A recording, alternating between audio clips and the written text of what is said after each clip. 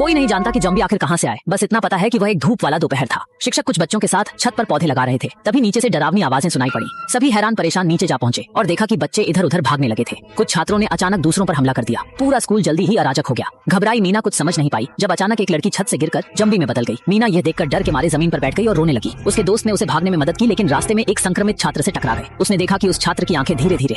मीना उस वक्त भी वहीं खड़ी थी जब संक्रमण से बचने के लिए सहपाठी ने उसे जॉम्बी से बचाने के लिए खुद को खतरे में डाल दिया।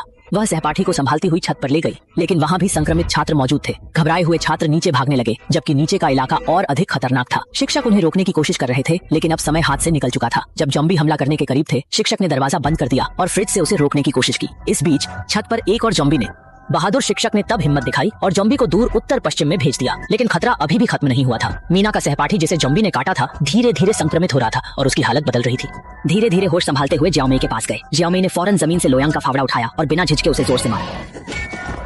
इस वक्त स्कूल और पूरी छोटी द्वीप पर जॉम्बी का कब्जा हो गया था। केवल एक अध्यापक और 3 छात्र ही जीवित बचे थे। उन्होंने छत पर बड़े अक्षरों में मदद का संकेत लिखा। उम्मीद थी कि रेस्क्यू टीम उन्हें देख सके। गनीमत यह रही कि छत पर कुछ सब्जियों का बागान था, जिससे अस्थायी भोजन का हल हो गया। लेकिन केवल सब्जियों से लंबे समय तक पोषण की कमी हो सकती थी। भोजन में संतुलन बनाने के लिए जियाओमेई और सादाको मेन डिश और मांस के लिए कैंटीन जाने की योजना बनाई। दोनों सावधानी से निचली मंजिल पर गए। उन्होंने देखा कि हॉल में कुछ जॉम्बी इधर उधर घूम रहे थे। सादाको ने पहले से तैयार एक बास्केटबॉल निकाली। दोनों ने योजना के अनुसार गेंदों को अलग अलग दिशाओं में फेंक दिया। जैसे ही जॉम्बी बंटे वे हॉल के पार निकल गए। सिर्फ एक गलियारा पार करना बाकी था, लेकिन कोने के पास एक जॉम्बी खड़ा था। जैसे ही वह मुड़ने वाला था, दोनों झुक गए। वह जॉम्बी मोतियाबिंद से पीड़ित था और उन्हें नहीं देख सका। जब दोनों ने राहत की सांस ली, तभी सादाको का चेहरा भय से सफेद पड़ गया। एक और जॉम्बी उनके सामने आ गया और तुरंत जियाओमेई पर झपट पड़ा। उसने फावड़े से हमले को रोका, लेकिन आवाज ने पहले के जॉम्बी को फिर से आकर्षित कर लिया। सादाको ने लगातार अपने बैट से वार किए, लेकिन उसके कमजोर हाथ जॉम्बी को नुकसान नहीं पहुंचा पा रहे थे। ऐसा लग रहा था जैसे वह जॉम्बी को सिर्फ हल्के से छू रही हो। उसने तुरंत डर से जमीन पर गिरकर हिम्मत खो दी। जॉम्बी ने उसके पैर पकड़ लिए और उसे काटने की तैयारी करने लगा। इस बीच छोटी मी ने क्लास मॉनिटर की पुकार सुनी। सामने के जॉम्बी को लोहे की छड़ी से मार गिराया और फिर एक छड़ी से क्लास मॉनिटर को बचा लिया।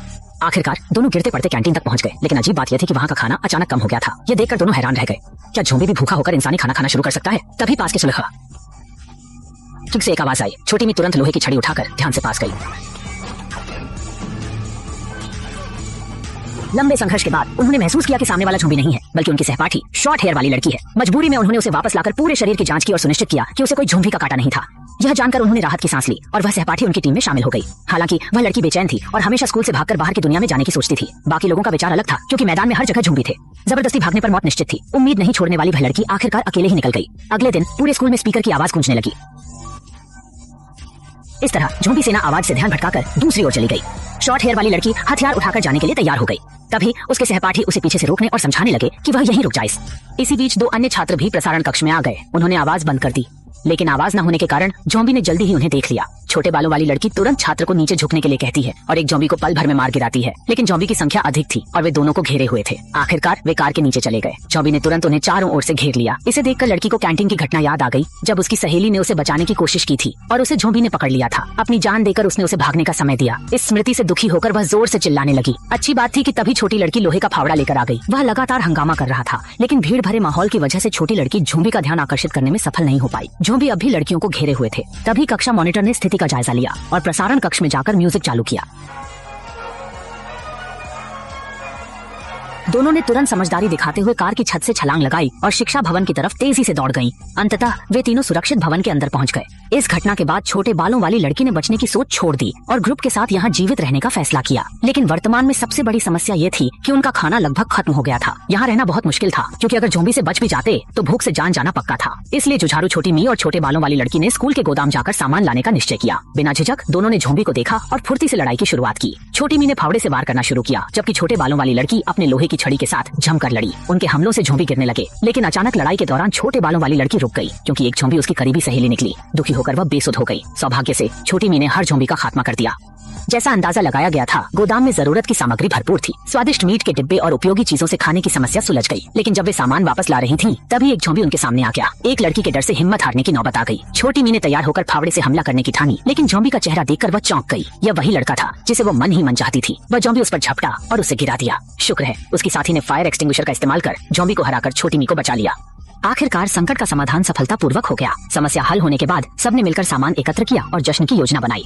झोंबी को आवाज की ओर लुभाने से बचने के लिए उन्होंने नीचे के रास्ते मेज कुर्सियों से बंद कर दिए। इसके बाद सभी ने खूब खुश होकर जश्न मनाया। वे अनजान थे कि संकट धीरे धीरे पास आ रहा था। तभी एक अनाड़ी झोंबी ने लाइटर उठा लिया और गलती से आग लग गई, जिससे पूरे कैंपस के अलार्म चालू हो गए। अलार्म की तेज आवाज सुनकर सारे झोंबी टीचिंग बिल्डिंग की तरफ बढ़ने लगे। इस तरफ टीम ने जल्दी ही आग लगने की जगह ढूंढ ली, लेकिन वे पहले ही देर से पहुंचे। आग फैलने लगी थी और झोंबी की भीड़ ने उनके दरवाजे की सुरक्षा तोड़ दी। तब शाओमी ने बहादुरी से फावड़ा उठाया और दरवाजा रोकने लगी, साथ ही टीम को भागने के लिए कहते हुए। डर से घबराकर लोग इधर उधर दौड़ने लगे, लेकिन झोंबी से घिरी शाओ ज्यादा देर तक नहीं टिक सकी और पीछे के दरवाजे से बाहर चली गई। मगर झोंबी उसके पीछे पीछे आ रहे थे। किसी और उपाय के न मिलने पर वह छत की ओर भागी। जैसे जैसे स्थिति खराब हुई, छत का दरवाजा नहीं खुल रहा था। जब झोंबी पास आ पहुंचे, शाओ ने एक जोर लगाया और दरवाजा खोलने में सफल रही। उसने उसे बंद करने की कोशिश की, लेकिन झोंबी की ताकत के आगे वह हार गई।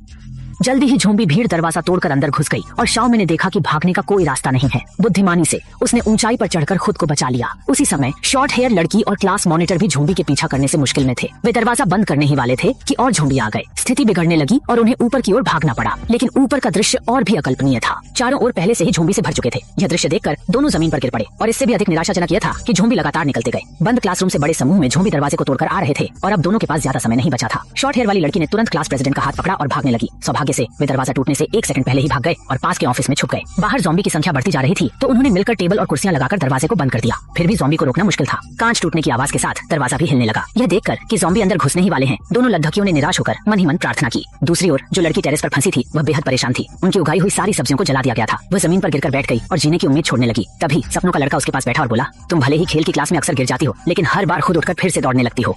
असल में वह लड़का हमेशा उस लड़की को पसंद करता था जो कभी हार नहीं मानती थी। इस बात ने उस लड़की में फिर से उम्मीद जगाई। उसने चारों ओर देखा और फिर धीरे धीरे उठ खड़ी हुई। इसके बाद उसने तेज दौड़ लगाई और वह जमीन पर पहुंच गई। जैसे ही वह जमीन पर उतरी, उसने पास में रखे फावड़े को उठाया और बिना कोई झिझक ज़ॉम्बी पर वार करने लगी। हर 10 कदम पर वह फावड़ा चलाती और हर बार एक ज़ॉम्बी को मार देती। इस तरह वह अपनी दृढ़ इच्छा शक्ति के साथ लड़ाई जारी रखती रही। उन्होंने अपने लिए खास तौर पर एक स्नातक समारोह रखा, मगर इस आग ने स्कूल की बिजली और पानी पूरी तरह नष्ट कर दिया। 4 बहनों ने राहत सामग्री गाड़ी में रखकर आखिरकार उस स्कूल को छोड़ दिया जिससे वे भागने की कोशिश कर रही थी। अब उन्हें एक नए पहचान का इंतजार रहेगा।